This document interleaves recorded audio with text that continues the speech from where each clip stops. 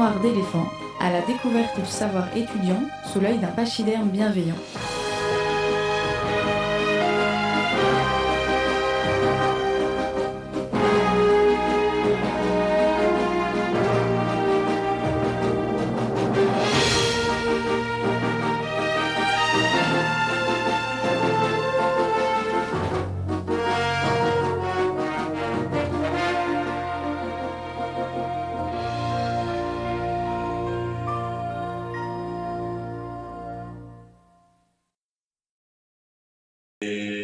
Non, c'est pas. Ah si, c'est bon. Bonjour à tous. Alors que Tony est déjà en train de regarder son portable. Bonjour à tous. On est encore limite encore en réglage, hein, donc n'hésitez pas à nous dire s'il y a des problèmes de son, etc.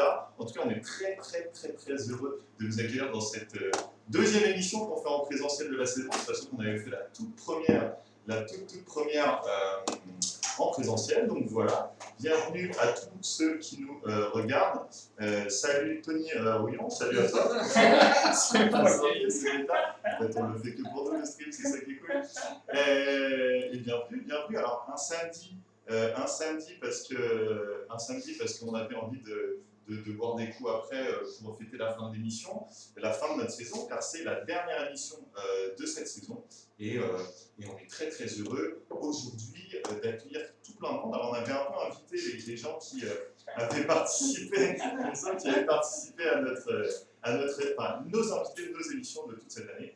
Et j'ai le plaisir donc de partager le plateau avec Tony, qui est notre invité d'aujourd'hui. Il n'est pas chroniqueur, il est invité. Bonjour Tony. Salut tout le monde, est-ce que vous m'entendez bien? Et vous allez voir la partie droite du plateau qui va apparaître avec Titouan et Damien qui sont là pour poser des questions à Tony. La partie droite, Thierry, s'il te plaît. Voilà, c'est un magnifique panorama que nous avons créé de main de maître. Bonjour à vous deux les gars. Pardon, je jouais avec le cadre. Salut Pierre, salut Tony, salut Damien. Salut. Et puis voilà, on est toute une équipe, on a fait toute une installation. Je vais tout de suite, avant d'oublier, remercier le Barouf. Ouais. Le Barouf, parce que voilà, c'est le Barouf au Mans. Quelle rue? On est dans quelle rue dans le Mans? Victor Bonhomet. Merci. Voilà, qui nous accueille et qui nous fait le plaisir de nous accueillir aujourd'hui. On le remercie très chaleureusement. Voilà, donc on est très content de le faire en présentiel. Bon. On est un peu moins serré que chez moi pour la première émission. Exactement, on est un peu moins serré. Bref, avançons. Donc aujourd'hui, et peut-être, Titouan, tu veux dire pourquoi nous sommes là on a qui? On a invité aujourd'hui. Qui est l'invité? C'est un invité d'honneur, que dis-je, de prestige, mais c'est pas la première fois qu'il vient dans un mémoire d'éléphant. Tony, oui, avant de me piquer ma place, je l'ai un peu non, je l'ai pas du tout vécu comme ça. Avant de co-animer l'émission avec Pierre, est passé sur le grill de mémoire d'éléphant pour 2 fois, pour 2 mémoires. Quand on a animé ça sur la radio Prune à Nantes. Et là, aujourd'hui, il vient nous parler de son projet de thèse qui est autour des tourneurs. Voilà. Alors, c'est quoi le nom? Pas les derviches. Pas les derviches tourneurs, mais... Non, on va parler. Pas les tourneurs fraiseurs. On va parler plus récemment. C'est quoi exactement le nom que tu as pour l'instant choisi pour ta thèse? Parce que là, on rappelle que c'est un projet de thèse. Les tourneurs, un rôle professionnel entre rapport culturel et relations. Non, et relations professionnelles. Ouais, mais du coup, ça va pas être ça parce que ils sont à 2 fois professionnels. Mais non, si, rapport culturel et relations professionnelles, quelque chose comme ça. Bon, voilà, donc c'est de la sociologie. Donc aujourd'hui, on va refaire une émission sur la sociologie. Ceux qui nous suivent un petit peu en ont un peu l'habitude, hein, parce que, alors que Thierry est en train de nous préparer les choses, ceux qui nous suivent un peu ont l'habitude qu'on traite ce genre de sujet. On est aficionados de sociologie. Et donc, on va pouvoir tout de suite commencer. Mais avant, qu'est-ce qu'on fait avant de commencer une émission généralement? Eh bien, on regarde, si possible, Thierry, la pub, parce que voilà, si vous participez au chat encore pendant cette émission, vous aurez la chance de gagner ce que va vous proposer la pub qu'on regarde tout de suite. Thierry, Thibaut Manet. Alors stagiaire, tiens-moi ça, c'est Broadwich. Toutes les missions se contrôlent d'ici. Là c'est l'image, les câbles, les clips. Et dégueu ton café. Là c'est le son, Dolby Digital 5.1, toi-même tu sais. Là Théo, on va leur ton jeu sociologue. C'est impec. Allez, let's go. Avec Thierry, ça file bien, tu vas y te comprendre. La technique, ça entoure un art. Et voilà, je suis Picasso. Tu vois ce gros bouton, t'appuies dessus et hop, on est en live. Au début, tu feras des erreurs. C'est normal, moi j'en faisais, j'en fais. Allez, tu sais tout. Bienvenue chez Lance Production, mon gars.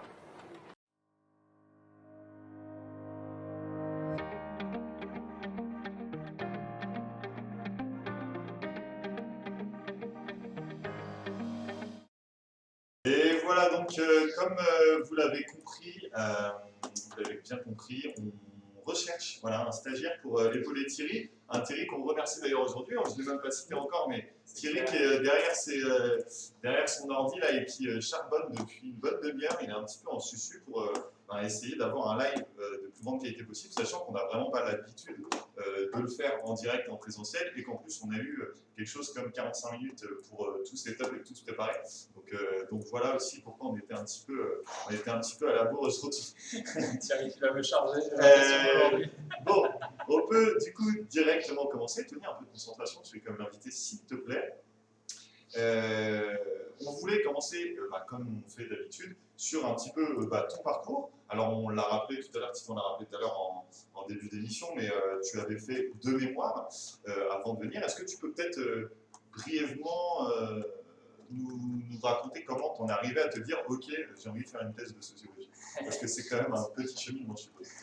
Ouais, c'est marrant parce que ça va être l'occasion de retracer l'histoire de Mémoire d'éléphant finalement, puisque il se trouve que Pierre, Tiffon et moi avons fait un master en sociologie de la culture à Nantes ensemble il y a 4-5 ans, et que c'est par là qu'on a aussi fait de la radio ensemble, la radio étudiante de Nantes, et on a beaucoup parlé de sociologie, entre autres. Du coup, les mémoires que j'avais fait, pour lesquelles j'étais passé dans l'émission, c'était d'abord un mémoire de sociologie des organisations sur le pouvoir salarial dans les associations, sur le rapport qu'il peut y avoir entre salariés et bénévoles. Il y a des choses à dire. Oui, j'imagine bien.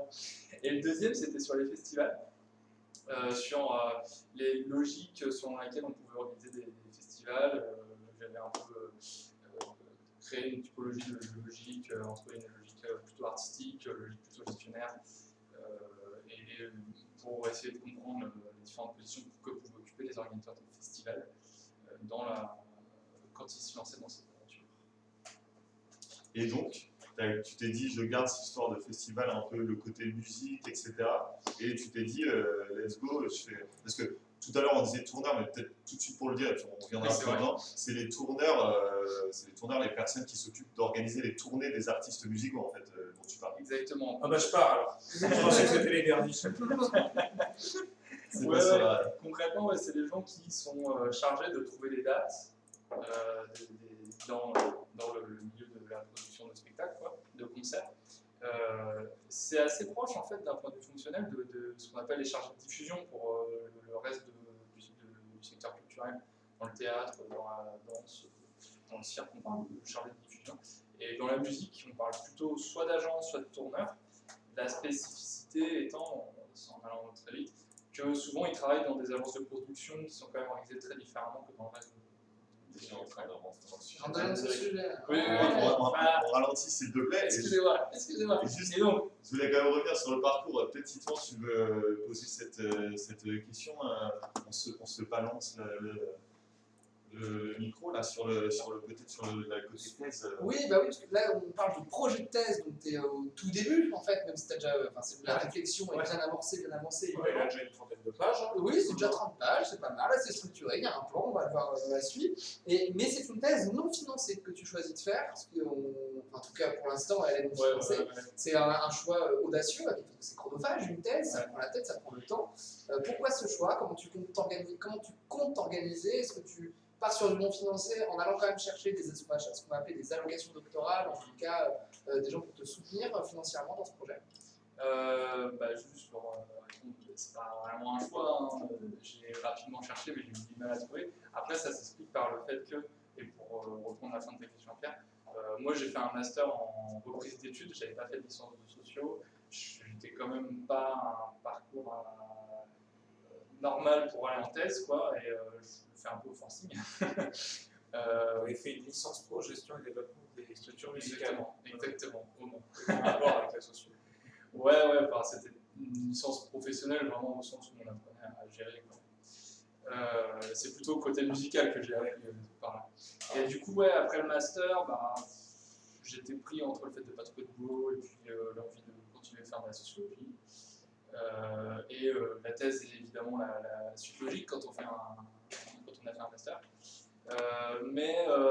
J'ai cherché vite fait, déjà, les allocations doctorales, c'est quand même réservé, entre guillemets, ce que j'ai compris, à ces gens qui sont dans un profil, un parcours un peu plus normal de sociaux.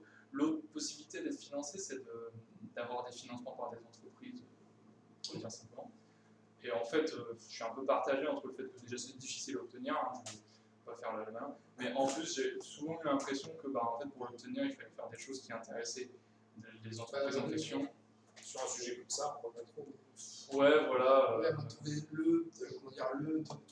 le professeur, je sais plus comment, c'est le professeur qui dirige les thèses en général. C'est ça, il faut à la fois avoir un accord de toute façon, il faut être suivi par un prof, ou t'es. Quand on dit professeur, c'est à la fac, il y a une typologie, il y a une espèce de hiérarchie de l'enseignement, il y a les vacataires, il y a ceux qui sont profs à la fac, ils sont agrégés mais qui sont titulaires, il y a les maîtres de conférences, il y a les profs. à diriger les recherches. Voilà, c'est ça, les HDR et les professeurs. C'est pour que l'entreprise se fasse mécène, en gros, ce serait ça. Il faudrait qu'elle ait un intérêt lucratif dans les recherches que tu vas faire, ou un intérêt de prestige. Et c'est vrai que sur une thématique sociologique précise comme la tienne, on voit mal quelle entreprise pourrait attirer un bénéfice d'un sujet de recherche pour moi fondamental comme le tien. Ouais. En fait, une des entreprises, il y a le syndicat des producteurs de spectacles qui pourrait être intéressé. Mais j'ai déjà eu l'occasion de discuter avec eux et j'ai bien senti que j'avais aussi une approche un peu critique qui pouvait les déranger, qui les intéressait, mais pas au point de financer le thèse, je pense. Juger parti, c'est compliqué.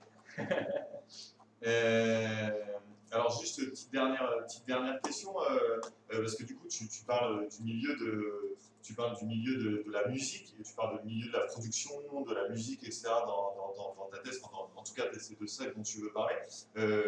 On a dit tout à l'heure, c'est ce que disait Damien, tu as fait une licence en gestion Développement des structures musicales. Des structures musicales, du coup c'est aussi grâce à ça que tu t'es orienté vers ce sujet. Comment tu as choisi ce sujet-là en fait? C'est quelque chose qui te passionne ou c'était pratique ou comment ça s'est décidé? En fait, moi j'ai travaillé pendant 1 an et demi, si on compte la période de stage, chez un tourneur en fait, grâce à cette licence pro et après j'avais travaillé un peu là-bas. C'était une super expérience. Mais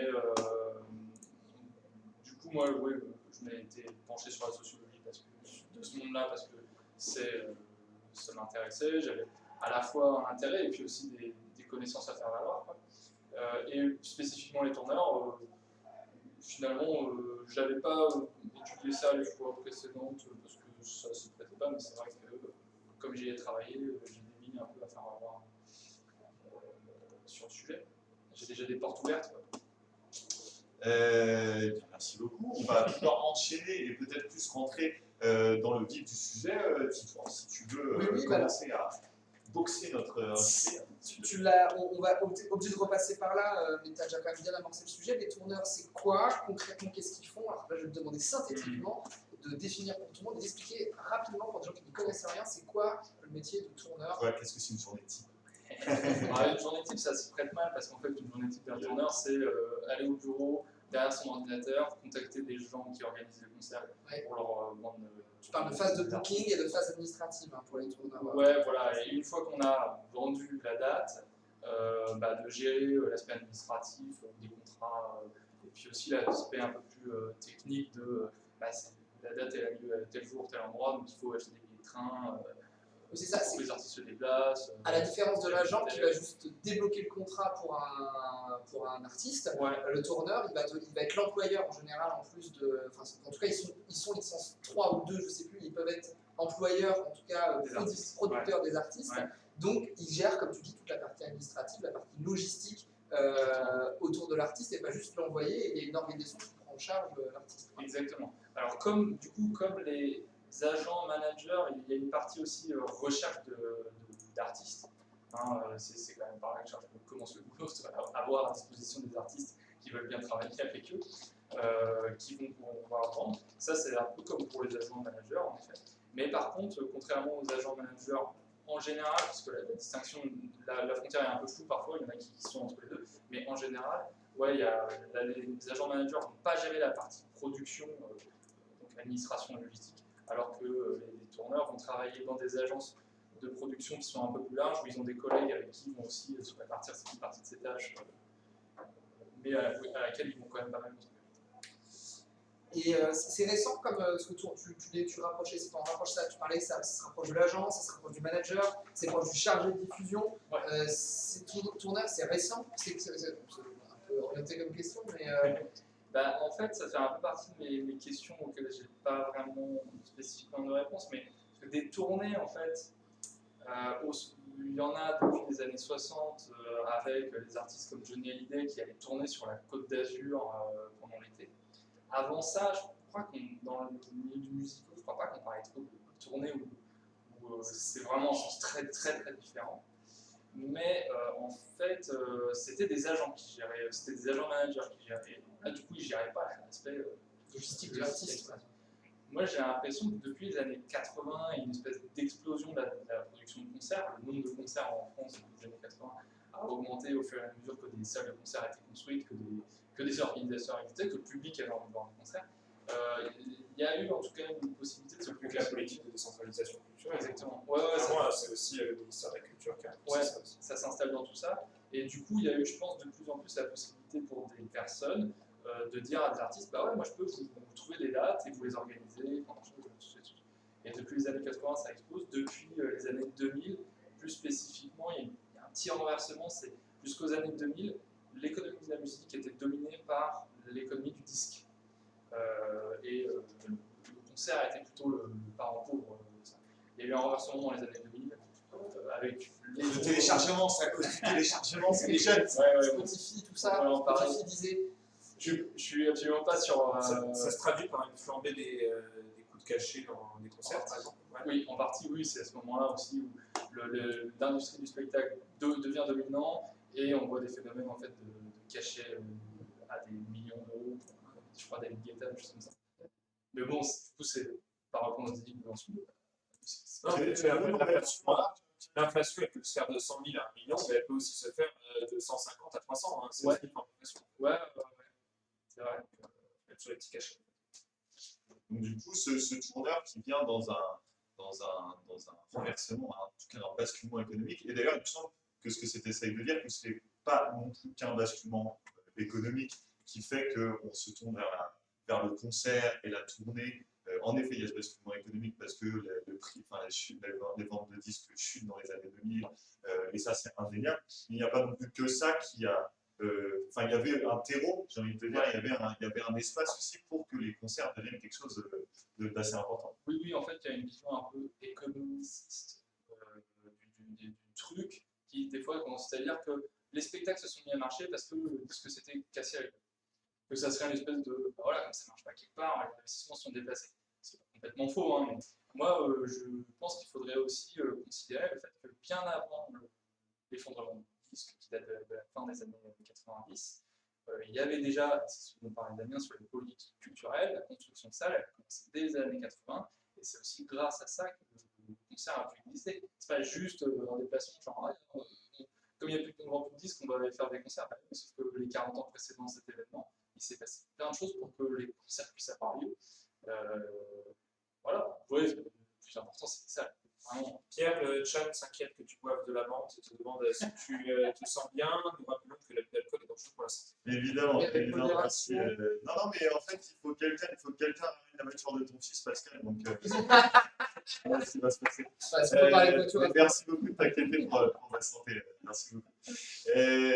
Alors, je voulais sur les chargés de diffusion parce que c'est le métier que j'ai fait ces dernières années. Oui, ça tombe bien. Donc, chargé de diffusion, c'est l'équivalent de tourneur, mais pour le spectacle vivant. Donc, c'est vraiment très bête et méchant d'être limité à théâtre, musique et puis musiques anciennes. Dès que ça vient de la musique actuelle, on parle de tourneur. Cette division, c'est dû à quoi, à ton avis, entre ces deux métiers? C'est une envie de se la péter un peu du spectacle vivant ou c'est une volonté de se la jouer cool de musiques actuelles? Je te fais tourner. Ça fait. Alors, je ne vais pas donner la réponse toute entière parce que ça fait partie en fait, de la question. Pourquoi il y a un secteur qui fait différemment alors que ça pourrait être pareil? Là où, comme le point formel sur lequel c'est très différent pour moi, c'est que, et tu le sais, les chargés de diffusion sont souvent sous la hiérarchie des artistes, des compagnies. Ils sont employés par les compagnies qui sont la propriété souvent d'un ou des artistes. En fait, c'est le cas pour la majorité des compagnies, en effet, mais de plus en plus pour les grosses compagnies Oui, les sociétés de production. de scènes actuelles et les grosses compagnies internationales, il y a de plus en plus des boîtes des boîtes de diffusion là, qui ont un catalogue de compagnies. Et ça, du coup, ça commence à se rapprocher en effet des musiques actuelles, mais on a passé un cap dans l'industrie. On parle depuis tout à l'heure d'un truc qui va peut-être. Ouais, alors il faudra juste après, pour le chat et pour nous, un petit expliquer. Musique actuelle, musique ancienne. Moi, je ne sais pas ce que c'est. Et juste sur chargé de diffusion, il y a peut-être des bonnes réponses, mais c'est une digression, je laisse Kamel, parce que c'est aussi une spectacle vivant. Chargé de diffusion, c'est aussi un poste intermittent. C'est-à-dire qu'il y a un intitulé de poste qui est chargé de diffusion, et ça se trouve, les tourneurs n'ont pas envie de se positionner financièrement là-dedans. C'est chargé de production, tous les chargés de sont embauchés en indépendant. Franchement, c'est des chargés de prod. On va pas les balancer sur ce plateau. Donc, musique actuelle, musique ancienne. Ouais. Le problème, c'est que musique actuelle, il y a plusieurs conceptions du truc, mais pour le faire très très simple, la musique en France, dans les politiques culturelles, est divisée entre la musique savante, c'est-à-dire musique classique, musique contemporaine, et puis des trucs genre musique baroque, voilà, et la musique populaire. Déjà, il y a ces deux grandes distinctions. Et dans la musique, musique populaire, certaines personnes considèrent que les musiques actuelles, ça correspond à ça. Et en même temps, moi, j'ai une approche un peu plus resserrée, parce que si d'un point de vue des politiques culturelles, et en effet, tout ce qui n'est pas dans la musique savante rentre en musique actuelle, ça c'est la vision du ministère, il y a des espaces professionnels, par exemple les scènes de musique actuelle, les fameuses SMAC, les grandes salles de concert, il y en a à peu près une par département en France, qui est un gros dispositif développé de politique. C'est vraiment pour moi le cœur des musiques actuelles. Et ce qu'il y a tout autour, par exemple, ce qui peut se passer comme dans les cafés-concerts, ou aussi ce qui peut se passer dans les salles comme Antares, pour le monde, les Zéniths, etc. Je parle pas du monde finalement, sont d'un point de vue du ministère dans les musiques actuelles, mais moi j'ai tendance à considérer ça comme au moins la périphérie des musiques actuelles, dans le sens où déjà c'est un fonctionnement très différent pour les deux cas, et que les personnes qui travaillent, qui sont actifs, parce que il y a beaucoup de bénévolat par exemple dans les concerts, et ils ne s'identifient pas du tout aux musiques actuelles. Moi, ce que je retiendrai surtout de ça, cette division, elle est avant tout politique, plus que artistique, et elle correspond à une vision, en effet, qu'on peut avoir de différents types de réseaux de création musicale et de diffusion de cette musique-là. Mais par exemple, des musiciens qui viennent de conservatoires, et donc de ce qui est considéré par les politiques comme l'élite culturelle de la nation, et donc une forme de bourgeoisie culturelle, les musiciens qui viennent de ça, quand bien même ils vont se mettre à faire de la musique drone derrière, ou de la musique électro, etc., enfin, voilà, ils vont avoir accès à des réseaux de diffusion et des réseaux de subvention qui sont ceux d'une musique plus savante. Alors que les musiciens qui vont pouvoir y compris se mettre à faire du violon, qui viennent d'un truc plus spontané, de culture de groupe, etc., vont être dans la catégorie exactement, et se diffuser dans des cercles complètement différents. On voit bien qu'à l'intersection de ces deux styles-là, très savants et très amplifiés, voilà, il y a plein de groupes qui sont entre ces lignes-là. Le fait de pouvoir les mettre dans une case, dans une autre, c'est que un truc de réseau et qu'un truc complètement arbitraire et politique. Oui, je suis bien d'accord, ça n'a pas vraiment de cohérence esthétique en fait, ces appellations. Ça pourrait en avoir sur les extrêmes, mais dans l'intersection, ça se trouve.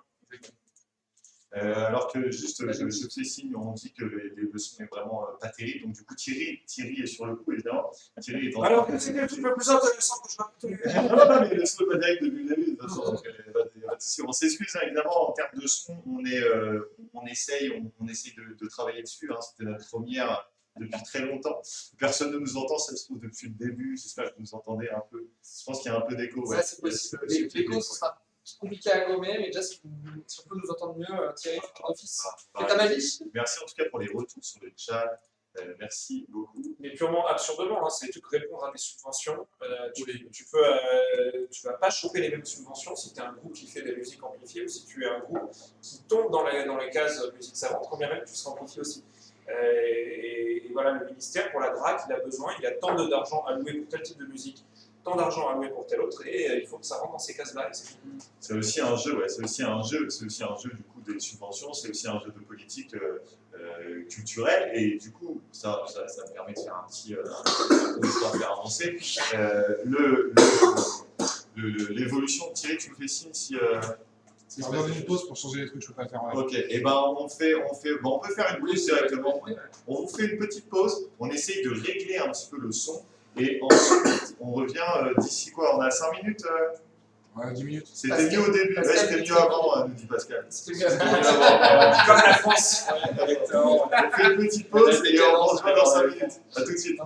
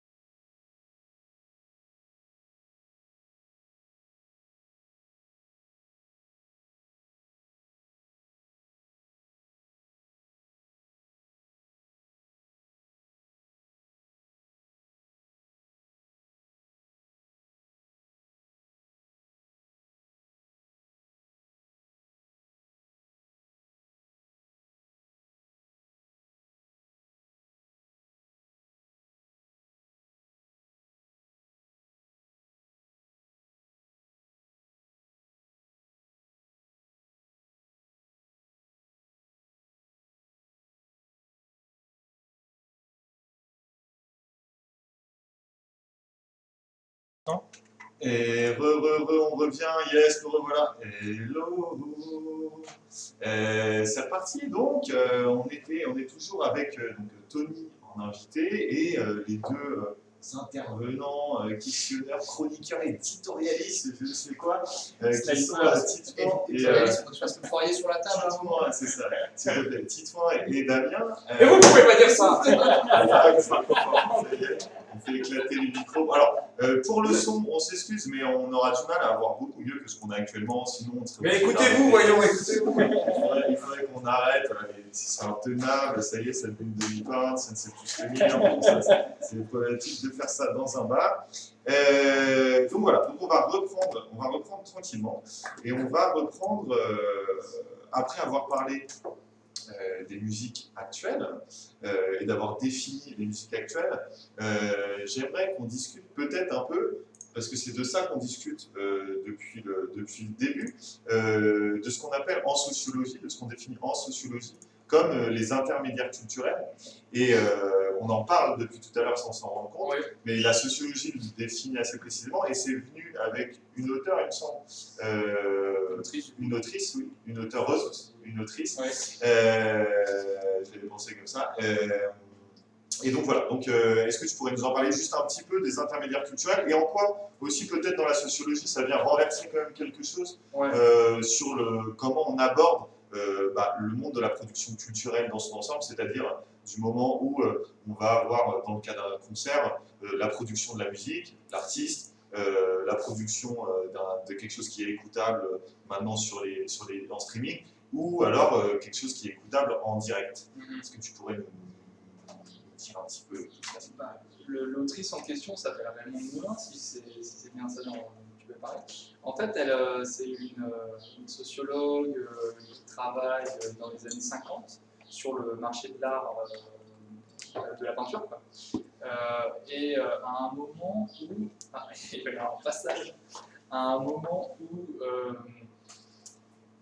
la sociologie de l'art se concentrait soit sur la sociologie de la production, sur une mode les artistes, voire même les œuvres, voilà, soit sur une sociologie de la consommation, et donc les consommateurs, le public, etc.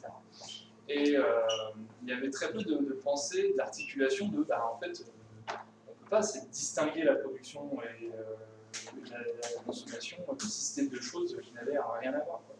Et donc Raymond Moulin, qui travaille en fait à l'époque avec Raymond Aron, qui est le maître aussi de Pierre Bourdieu. On va y venir. Un petit monde. Voilà. Eh bien, se dit, entre les artistes et les œuvres et le public, il y a bien des gens qui font le lien, quoi. Ça ne se fait pas naturellement. C'est un peu aussi une pensée critique de l'idée sur laquelle les œuvres seraient naturellement bonnes ou mauvaises, et que le public de lui-même serait guidé vers les bonnes œuvres. Non, en fait, il y a des gens qui travaillent pour faire valoir une certaine conception de l'art, etc. Et donc, Moulin commence avec les galeristes et les collectionneurs. Et derrière, depuis, il y a toute une sociologie des intermédiaires culturels qui s'intéresse en fait à toutes ces personnes, alors, principalement les personnes, qui travaillent à faire circuler les œuvres entre les artistes et les publics. Et il y a aussi une petite extension de la pensée aussi à tous les dispositifs comme par exemple les sites internet, puisque ils sont faits par des gens, ils sont programmés par des gens qui font ça pour faire circuler les œuvres aussi. Ça fait partie de l'intermédiation. Et pour aller au bout, il y a aussi du coup une critique d'une vision un peu linéaire de la chose, avec les trois, les artistes, les intermédiaires culturels et le public. La sociologie des intermédiaires culturels s'intéresse à voir comment ça circule en fait entre tout ça, quoi. Et avec différents types d'intermédiaires qui sont à la fois qui vont un peu jouer sur le côté de production et qui sont aussi eux-mêmes des amateurs d'art, donc qui font jouer aussi leur goût dans la manière dont ils vont contribuer à la production. Il y a plein de choses intéressantes. Donc c'est pas simplement une ligne, une ligne. Alors qu'on est en pause 5 minutes. Merci beaucoup. Ouais, nickel, merci de nous avoir mis d'autres personnes se joignent à la technique. On a quelques spectateurs, c'est assez cool d'ailleurs, merci beaucoup. Quelques applaudissements. Qu'est-ce que... C'est intéressant ce truc, cette division sociologique, et ça me ramène encore sur le terrain politique de voir qu'en fait, quand on considère des politiques culturelles en France, on le fait toujours soit sous le prisme des artistes et de la création, quelque chose que tu m'avais déjà dit d'ailleurs par le passé, je n'étais pas compris ce reproche à cette époque, mais je l'entends par rapport à ce que tu dis. Soit certains maires le font par rapport à la vision fantasmée qu'ils ont du public, dans le genre ah ben moi je pense que nous dans notre vie il faut qu'il y ait que ça, qu'il y ait que ça, qu'il y ait que ça, parce que c'est ça que le public veut. Et il y a rarement en tout cas des politiques culturelles qui arrivent à prendre la globalité de cette circulation en compte dans la façon d'élaborer une politique publique de la culture. Ouais. C'est intéressant. Peut-être en fait les politiques de musique actuelles sont les plus complètes à ce niveau-là. sont plus parties de. C'est quand même des politiques qui sont parties de l'émergence de la scène alternative dans les années 80 et qui a un petit peu pris de ça quand même. C'est toi, tu avais une question? Je voulais revenir sur les tourneurs. C'est très bien. Tout là, on a un peu passé bien, on a quand même pas mal défini notre cadre autour de ton projet de thèse, on a passé les tourneurs, la musique actuelle, les intermédiaires culturels. Et si on rentre un peu dans le texte, un peu pour faire une transition, une question un peu transitive, pardon. Et là, je vais te citer dans le texte pour parler des tourneurs. Je cite donc du Tony Avon-Jourdain. Je voulais de citation, c'est peut-être en partie de ceux qui jouent lorsqu'ils, les artistes, taxent les tourneurs de parasites de l'activité. Fin de citation. Moi, ça m'a vachement. J'aime bien les bons mots, les bonnes phrases, et ça m'a interpellé. J'ai dit, où est-ce que cette vision, d'où elle vient? Qu'est-ce que c'est? Est-ce que c'est quelque chose que tu parles en termes de ressenti, que tu as vécu au sein du milieu professionnel que tu as parcouru? Est-ce que c'est quelque chose qui parcourt les études ou ta bibliographie? D'où ça vient cette vision parasite du tourneur? Est-ce que c'est quelque chose qui est vrai, qui est vraiment partagé, qui est vraiment ressenti? Du coup, c'est un métier qui est haï. Enfin, tu vois, si on dit les artistes utilisent les tourneurs mais pensent que c'est des parasites, d'où ça vient? Est-ce que tu peux un peu développer cette phrase, en tout cas ce sujet? Mais en fait, c'est propre à tous les intermédiaires depuis qu'ils existent. Ils sont dans un rapport ambigu avec les artistes, c'est-à-dire que en fait, les artistes ont besoin d'eux, visiblement en tout cas, ils sont là, donc on se dit qu'il y a peut-être une raison qu'ils sont là, mais en même temps, ils prennent de l'argent à ces artistes, et très régulièrement dans l'histoire entre artistes et intermédiaires culturels, il y a des prises de tête qui finissent toujours, enfin, ou dans l'argument, dans l'engueulade, il y a toujours, en fait, tu prends mon argent, enfin, tu m'expropries mon travail, quoi. En fait, moi, sans toi, je pourrais très bien tourner, trouver des dates. En fait, ce que tu utilises ton carnet d'adresses pour me trouver des dates, mais en fait, tu prends beaucoup plus d'argent que ce que, en fait, tu te fais de l'argent sur mon dos, quoi. Mais en même temps, oui, c'est un discours qui est très diffus dans le milieu artistique, de dire les artistes qui critiquent les gens qui sont l'argent sur leur dos. Ouais, est-ce qu'il y a l'idée aussi, est-ce que tu as constaté qu'il y a l'idée également d'une défiance du tourneur comme symptôme d'une professionnalisation? Tu l'as dit, le milieu musical tire ses racines d'un milieu indé quand même. Ouais. Et du coup, en gros, le groupe qui commencerait à faire appel à des intermédiaires culturels, ce serait le groupe qui devient mainstream, quoi, qui réussit, et qui perdrait de son âme et de sa pureté. Ça existe aussi, ça? Complètement. Et en même temps, pour le coup, j'essaie d'avoir une posture un peu surplombante avec tout ce que ça va.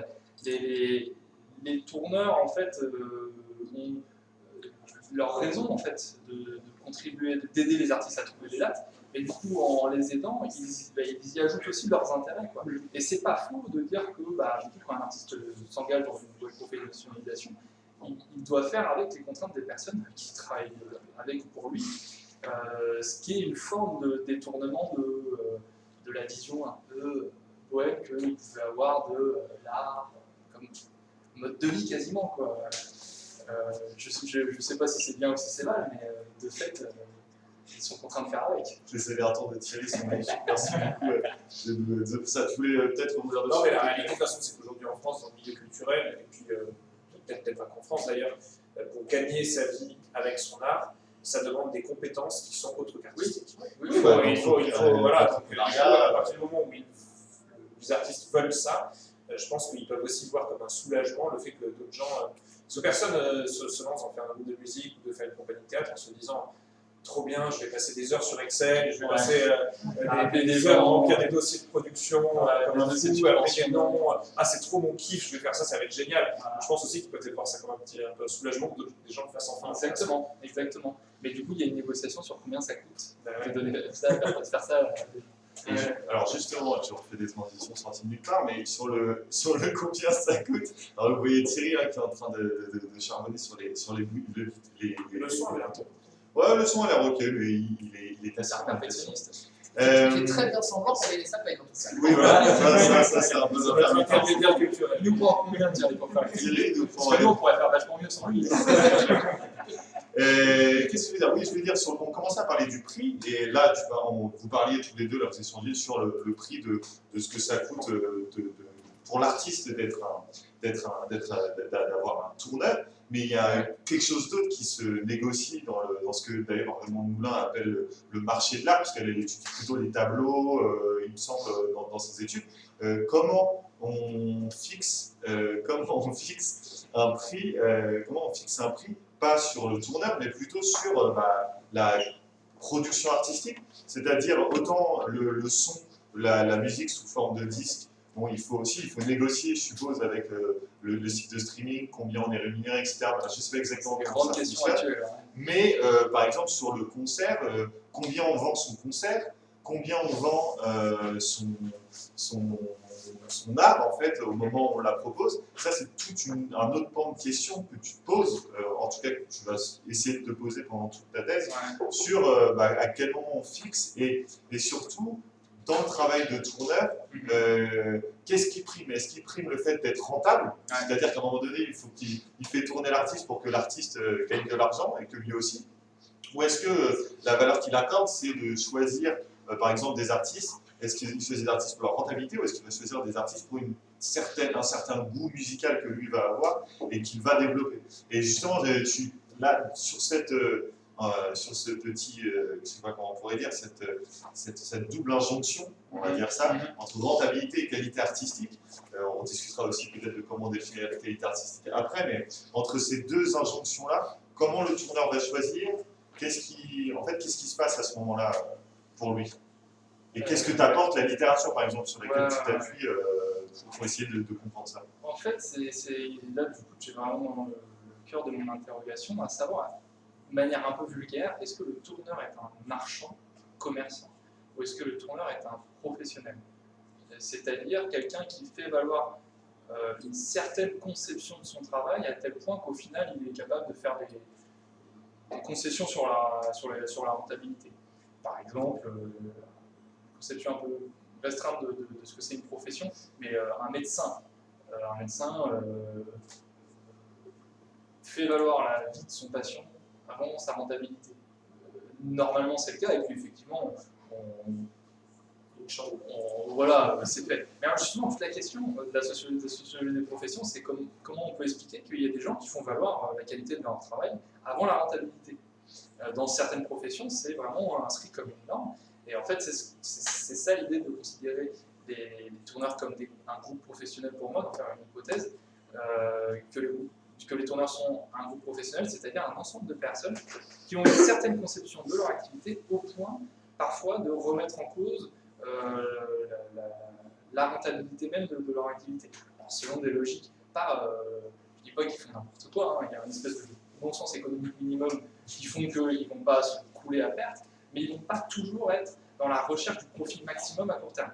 Au moins. Est-ce que d'accord, parce que tu dis ça du point de vue de la profession, mais est-ce que tu l'as constaté une différence dans cette approche par rapport à l'âge qu'a le tourneur? Parce que quand on commence dire non mais moi c'est pas grave là-dessus, je préfère que ça se fasse et je prends pas beaucoup, parce que c'est important de soutenir le projet, on a tendance à le faire facilement quand on est jeune.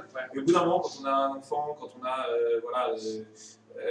une vie qui s'est un petit peu installée, au bout d'un moment, c'est bien mignon l'amour et l'eau fraîche, mais on a aussi envie de gagner sa vie correctement, et de pas tout le temps être en train de se sacrifier pour les projets artistiques.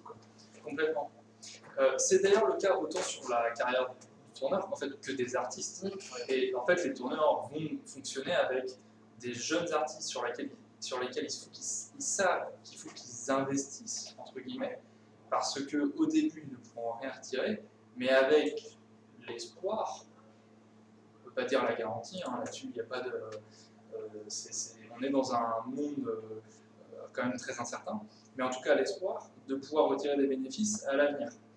Et en même temps, j'essaie de... Enfin moi je considère qu'il n'y a pas... c'est pas du cynisme non plus, quoi. C'est pas un calcul acéré de « ah, si je mets tel aujourd'hui, je peux espérer une rentabilité ». Non, il y a un vrai rapport, peut-être un peu naïf, je sais pas, de bah voilà, cet artiste, il est à ce J'y crois. Ouais, j'y crois, ouais. Il est à ce niveau de la carrière, et moi je pense, avec, pour le coup, il faut un certain bagage culturel pour évaluer le potentiel d'un artiste. Et puis il faut le réseau pour faire valoir du coup ce potentiel derrière. Mais voilà, on y croit sincèrement et on sait que dans 10 ans, peut-être cet artiste, on pourra le vendre à 1 million d'euros si c'est David Guetta, quoi. Mais en tout cas, le début de carrière des artistes, mais aussi du coup, les jeunes tourneurs sont obligés de fonctionner comme ça. Ouais, il y a une forme d'investissement, d'engagement à cœur perdu.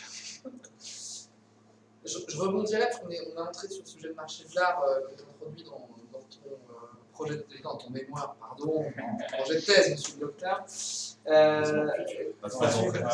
Tout ça, c'est monsieur le docteur.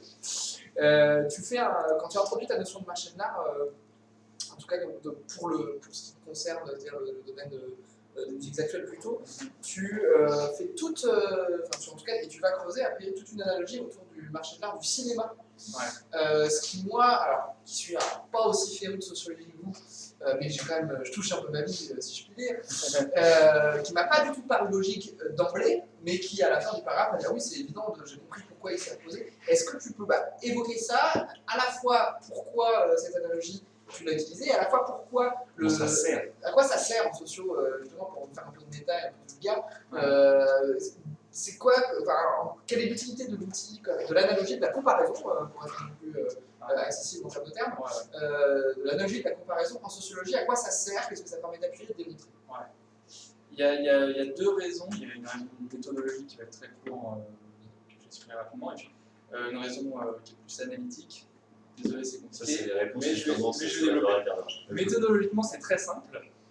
Il y a une actualité sociologique sur le cinéma. Pour aller faire pipi du coup. Qui fait qu'il y a des sociologues qui ont bossé sur le cinéma avec une approche assez similaire à la mienne, il n'y a pas très longtemps. Donc c'est actuel, ça correspond à mon approche, du coup je vais m'inspirer voilà, méthodologiquement, je vais utiliser les mêmes outils, etc. Et d'un point de vue analytique, l'idée c'est de se poser des questions, comme je disais, de faire des comparaisons qui peuvent être incongrues, mais qui justement sont intéressantes quand elles marchent justement alors qu'elles sont incongrues. Très concrètement. Là, tu le fais avec le cinéma. Ouais, très concrètement. Le cinéma, quand on compare le cinéma et la musique, on se rend compte que. Qu'est-ce que j'ai. Les œuvres sont différentes. La musique est un objet artistique beaucoup plus incertain que le cinéma, dans la mesure où, quand un film est fait, il est figé. Quand on va le diffuser, on sait quelle est l'œuvre qu'on va diffuser.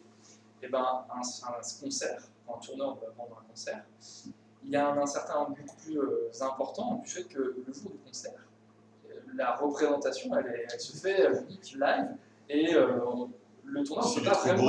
Voilà, le tourneur ne peut pas s'engager que le concert sera au niveau... Je sais que ça... C'est le doute, oui. Mais la musique, c'est le doute dans tout spectacle vivant qui est aussi une des forces du spectacle vivant, c'est que chaque représentation est unique. Exactement. À l'inverse du cinéma, ou alors c'est des conditions qui vont jouer sur comment vous captez le film, mais où le film il ne bougera pas, a priori. Donc oui, il y a côté risque. Quoi. Et donc, on vend un truc, mais on n'est pas sûr de vendre exactement. Dans la définition du prix, ça joue.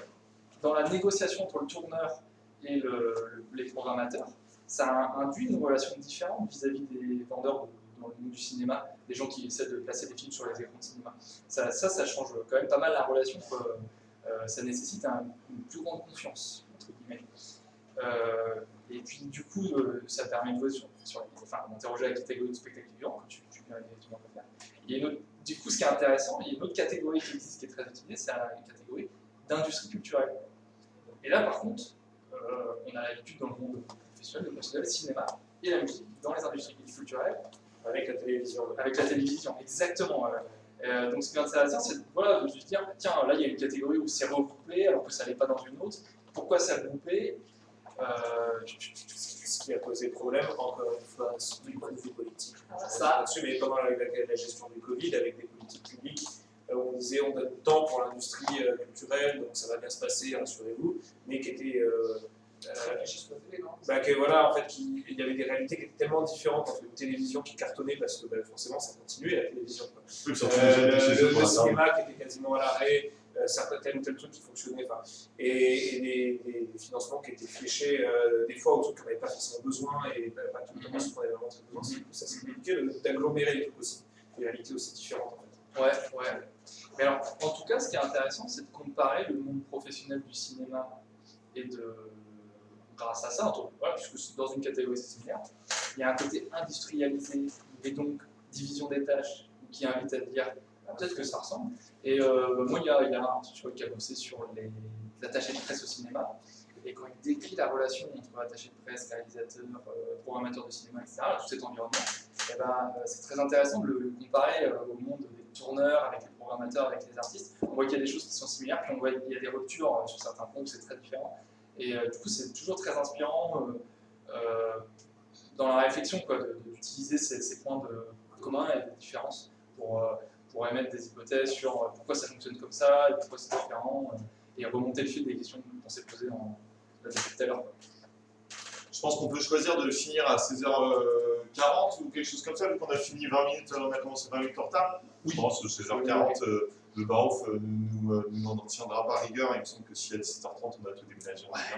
Donc on va pousser encore une vingtaine de minutes. Donc ce que je vous propose, c'est qu'on fasse une petite pause 5 minutes là. On vous fait une petite pause. Thierry, est-ce que pendant la pause, tu peux nous rebalancer la pub? Parce qu'on est quand même assez fiers de cette pub, c'est la dernière pub de l'année. Donc si vous pouviez la regarder, et puis surtout, voilà, on a quand même un gros quelque chose, voilà, une ouverture dans notre équipe, quelque chose qu'on veut partager avec vous. On va bien vous faire gagner parce que je pense que c'est quelque chose que tout le monde, dans les spectateurs, a envie de faire. Thierry, Magnéto, pause et on revient dans 5 minutes.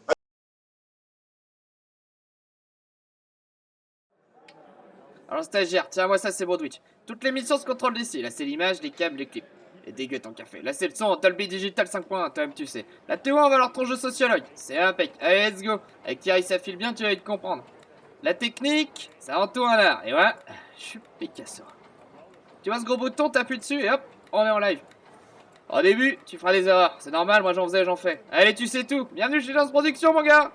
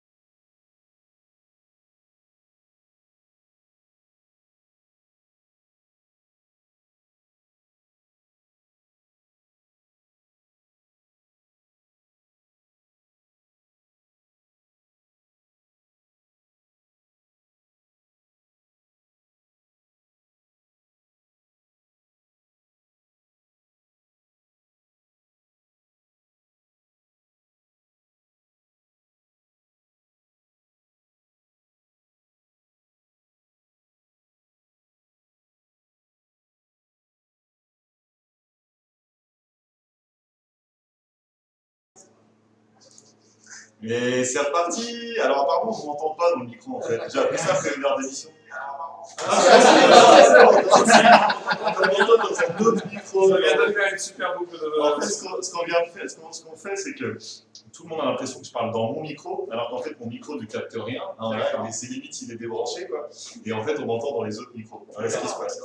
Mais bon, écoutez, tant que vous m'entendez, heureusement que j'ai la voix grave de m'entendre dans les autres micros, tant mieux. Je vais faire semblant de parler dans ce micro jusqu'au bout. Et puis, non, mais reste, parce que là, ça va. Vous allez nous boucler les trucs.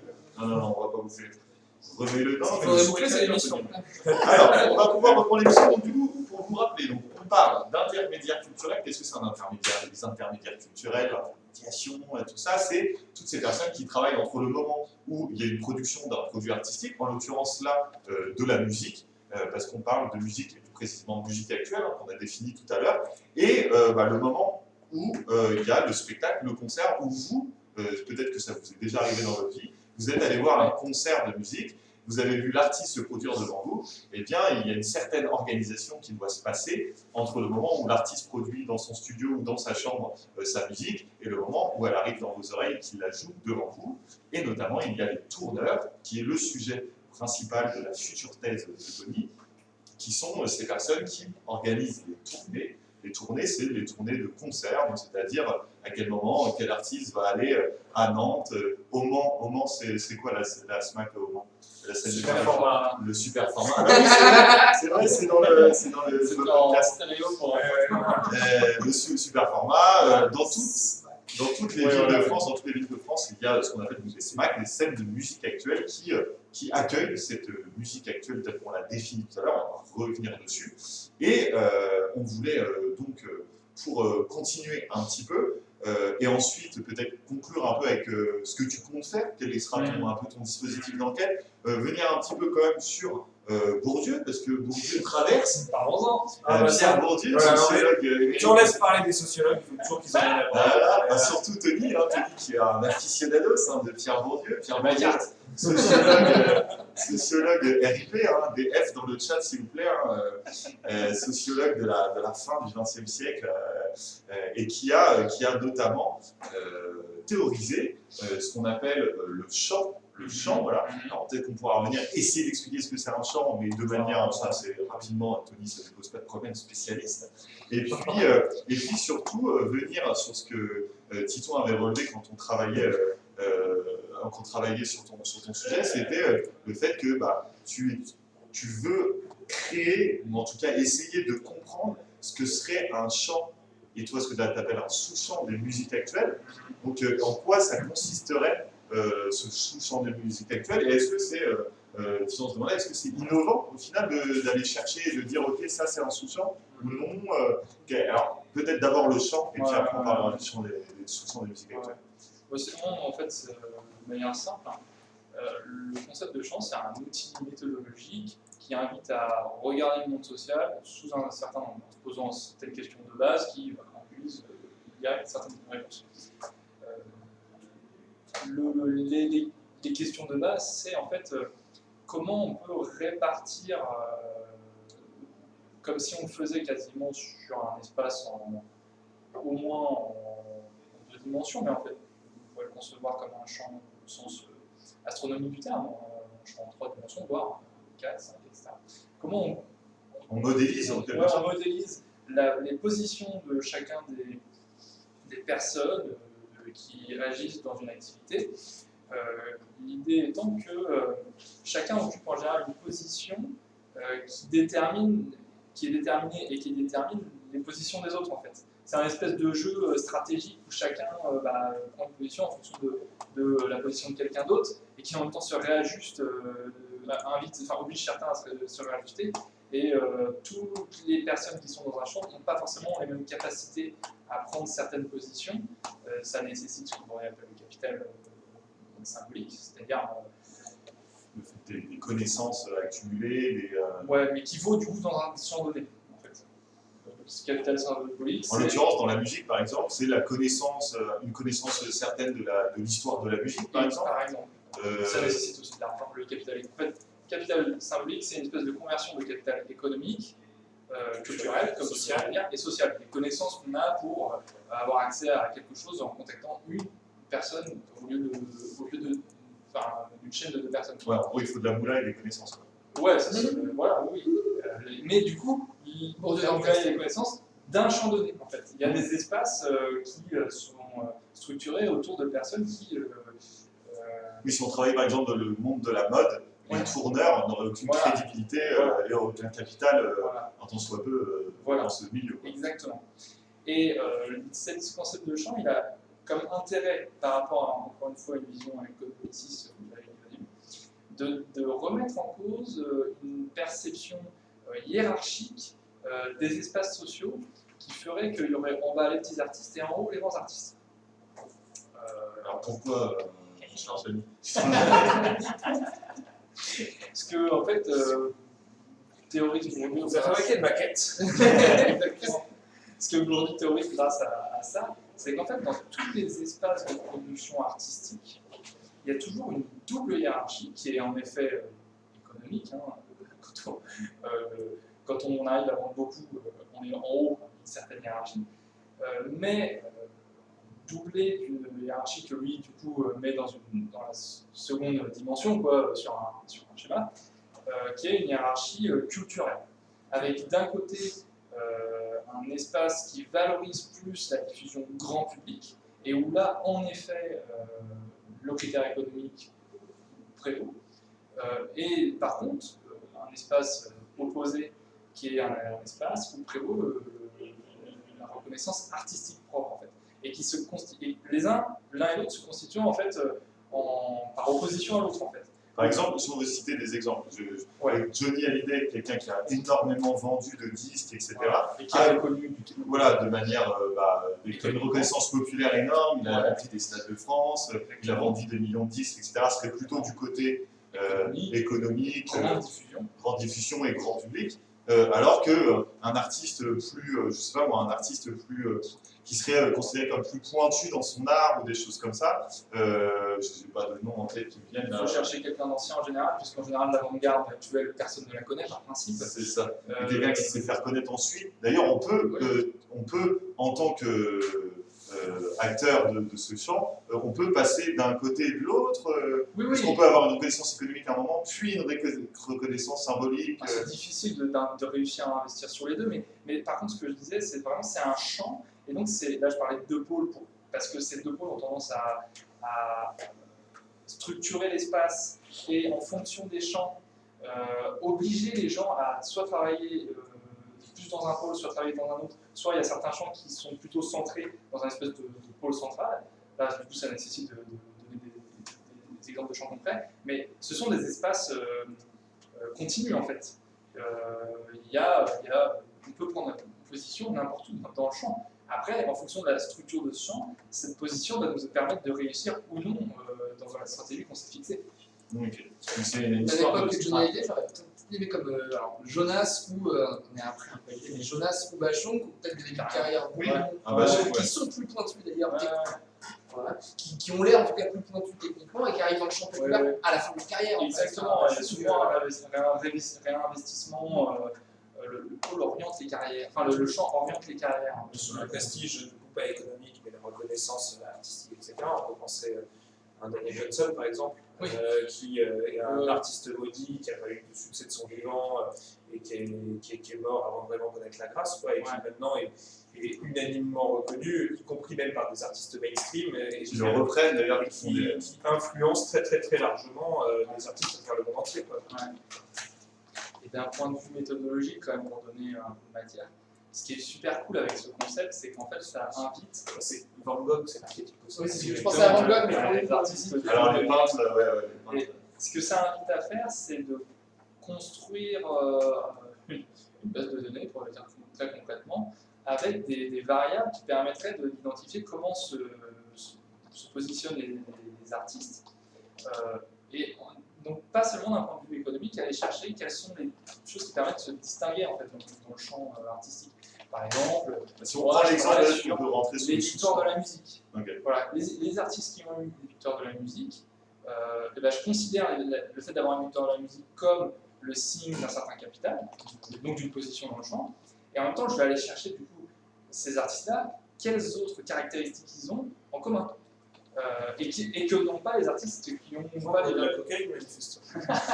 Alors, Une question du public. Il y a une question du public qui est plutôt bien, qui rebondit sur le fait que tu dis c'est le champ qui oriente la carrière, et Pascal nous demande c'est pas le public qui oriente la carrière. C'est super intéressant.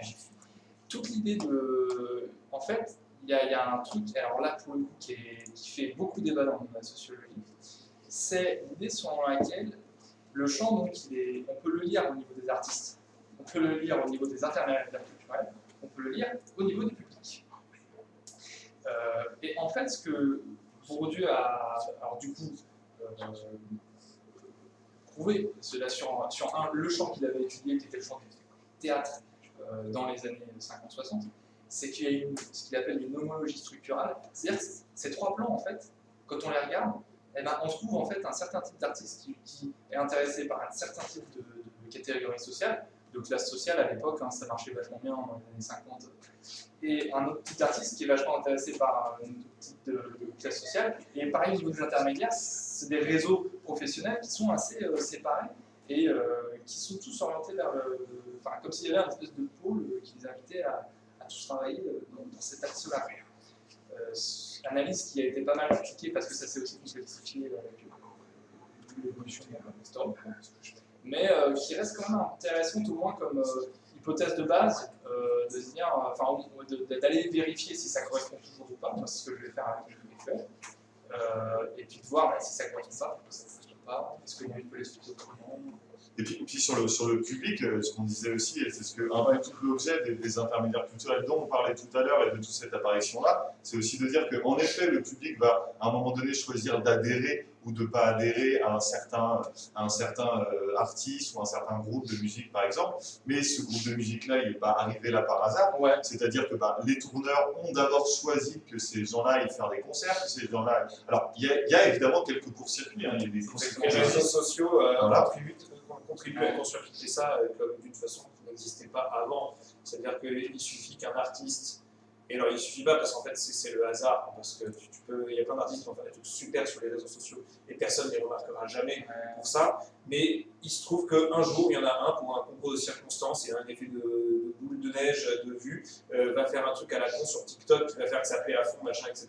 Et que du coup il va cartonner pour ça et devenir un star, quoi. Voilà. Ce qui est intéressant sur le sujet là-dessus, je pense, et que tu pourrais même, en fait, quand tu vas même chercher là-dedans, et que tu dis, ok, il a buzzé sur TikTok, et c'est pour ça qu'il est devenu, il a fait une carrière derrière. Oui, non, mais par exemple, TikTok, prenons l'exemple d'un réseau social, mais en fait, tu te rends compte qu'il y a plein de choses qui rentrent en jeu, dans le sens où si cette personne-là s'est mise, par exemple, à faire de la musique à un moment donné, c'est aussi parce qu'il avait les moyens et on lui a dit oui, tu pourrais être légitime à faire de la musique, donc ça s'est déjà joué quelque part là-bas. Et même après, par exemple, et c'est ce qu'on disait tout à l'heure dans les intermédiaires, etc., c'est une fois que tu as buzzé sur TikTok, il faut que tu aies alors que des vers se brisent dans le bas. Une fois que tu as percé sur TikTok, il faut avoir cet esprit d'entreprise. C'est-à-dire qu'il faut créer autour de toi une équipe, un travail pour pouvoir ensuite produire de la musique de manière plus professionnelle. Et là, ensuite, faire une carrière. Donc, c'est pour ça qu'il y a des gens qui peuvent sur TikTok disparaissent. Il y a des gens, enfin voilà, c'est aussi, même dans ces choses-là, on a l'impression que c'est consécuté. Il est 40 là? Non, il est 30. Ok. Non, il est 39. Eh bien, on va prendre 5 minutes pour terminer, juste peut-être sur le dispositif d'enquête, Titouan. Ah oui, c'est ça, c'est que... Rapidement, ça va aller. Rapidement, c'est que c'est tout simplement quelle va être ta méthode sur ta thèse. Là, on a parlé un peu du sujet que tu as brossé, que toi tu as brossé, tu as commencé à analyser avant d'entrer dedans, c'est un peu le concept d'un projet de thèse quand même. Tu as ciblé plusieurs terrains d'enquête, plusieurs données quantitatives, beaucoup de statistiques, tu parlais de bases de données. Est-ce que tu peux nous dire rapidement sur quoi tu vas travailler, de quelle manière? Il y a deux pieds à mon enquête. Le premier, il est plutôt statistique, quantitatif. Je vais essayer, ça c'est de récupérer des bases de données de quels concerts ont eu lieu.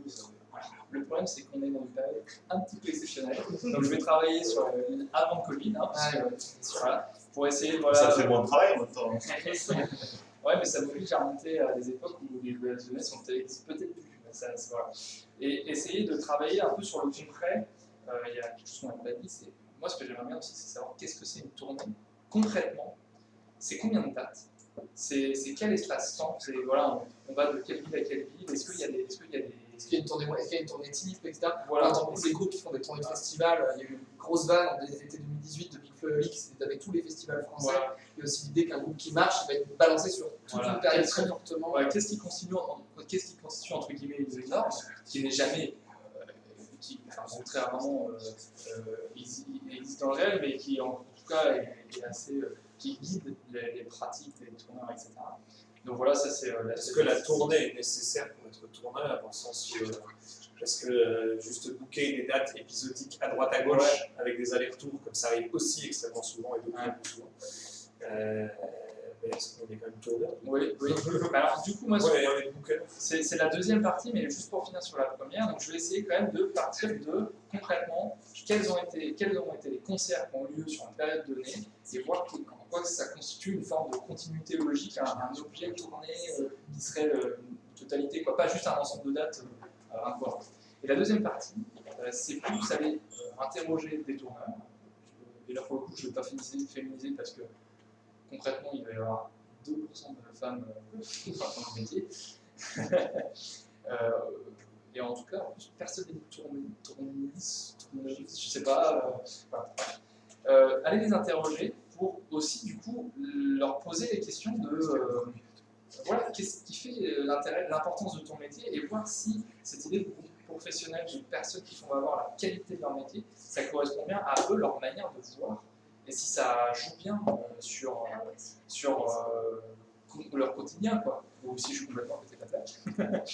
Ou du moins, c'est aussi ça, vérifier une thèse. C'est bien de ne pas partir avec un présupposé. Il faut poser un postulat et puis vérifier son postulat. Et du coup, pour conclure, l'idée, c'est d'aller dans des rendez-vous professionnels que constituent les grands festivals type Printemps de Bourges, le festival. Attends, il va se faire plaisir le mec. Ouais. C'est vraiment embêtant, hein. J'ai déjà dit, je viens avec. T'as ton assistant. Pour essayer de se débrouiller ainsi pour la science, vraiment. Pour ceux et celles qui ne savent pas, ces événements ne sont pas seulement des événements de spectacle, c'est aussi pour certains festival. des lieux de rendez-vous entre professionnels qui viennent tous. Et comme moi, je vous ai parlé de tout ça, l'idée c'est oui, avec des petits fours, etc. Mais en tout cas, c'est d'y aller pour voir concrètement aussi comment se jouent les relations entre tourneurs, programmateurs. C'est là aussi où ils découvrent les artistes en fait. Donc c'est là où ça ils vont chercher des artistes, c'est la première. Ils vont essayer d'en vendre certains. Oui, et ça me permet, par rapport à ce que j'avais dit aussi, cette observation des tourneurs, concrètement, ça regarder quelqu'un derrière son ordinateur. Et oui, non pas que tu veux le voir en relation avec d'autres professionnels du milieu, pour voir comment il interagit avec d'autres. C'est un moment important en fait de la profession. Je t'imagine avec ton petit calepin en train de les regarder, en train de parler avant des dates. Ne vous arrêtez pas, faites comme si j'étais pas là. Moi j'ai déjà fait ça pendant une interview politique pendant les européennes.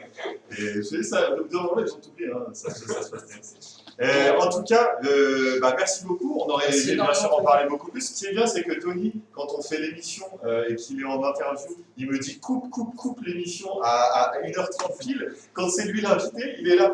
On peut prendre encore 5 minutes. C'est toi qui as dit ça.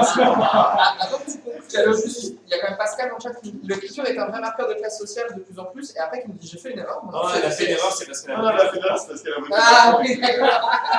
Donc si on pouvait éviter de reproduire ces erreurs-là aux prochaines élections, très bonne conclusion d'émission, ça. On n'appellera pas à voter pour quelqu'un, mais on appellera à voter pour lui. C'est pas mal. Votez tout ce que vous voulez. Le dimanche, on va à la pêche. Alors qu'il y a le parti pêche. Voilà, le parti pêche qui est à la technique. En tout cas, merci beaucoup. On va essayer de conclure cette émission. C'était la dernière émission de l'année. Merci en tout cas à tous ceux qui nous ont suivis toute l'année, parce qu'on sait que le petit public qui nous a suivis était fidèle et resté dans la light. En plus, t'es sur X, c'est magnifique. Viens là. Et donc, du coup, on était très heureux en tout cas de faire cette saison un peu particulière cette année avec vous. Et voilà, et je vous remercie. Je te remercie à toi, Damien, d'être venu pour la dernière. C'était trop cool de t'avoir. Il n'y a pas que Damien aussi. Oui, c'est vrai qu'on a Alex qui allait venir là. Hop. On a Titouan, je te remercie aussi Titouan d'être venu pour poser des questions avec moi, avec notre invité. Regardez, on est en mixité, Oui, on a Teutebum qui est juste on a tous été testés négatifs pour le Covid. Bien sûr, on est vaccinés en plus. Et donc voilà, et merci à tous de nous avoir suivis cette année, peut-être vous avez un dernier mot à dire. Non, Thierry, non, mais pas le dernier. En tout cas, Moi, j'ai un truc. merci beaucoup Thierry pour la technique. Bonne dispo pour mariage, enterrement, bar mitzvah. Voilà, C'est quoi le numéro? On va mettre à la fin de la vidéo. si vous voulez voir tout ça. Et puis Il merci reste aussi 4 à- cachets pour avoir On vous dit au revoir et Thierry, est-ce que tu pourrais compléter Juste en profiter pour dire à la Commence l'année semaine prochaine sous un nouveau format. L'année prochaine. L'année prochaine. Oui, Ouais. oui, l'année prochaine. On a une réunion là qui va s'en suivre. Où on va d'abord boire un coup pour Et encore merci au Barouf. Merci au Merci au Barouf. Barouf, merci Et à puis, on Sam. vous tiendra au courant de ce qu'on fait l'année prochaine. On réfléchit à plein de choses. Et on continue. Mais en tout cas, ça continue. Ça continue évidemment. Ça Merci à continue. tous. Ciao. Ciao, ciao, ciao, ciao.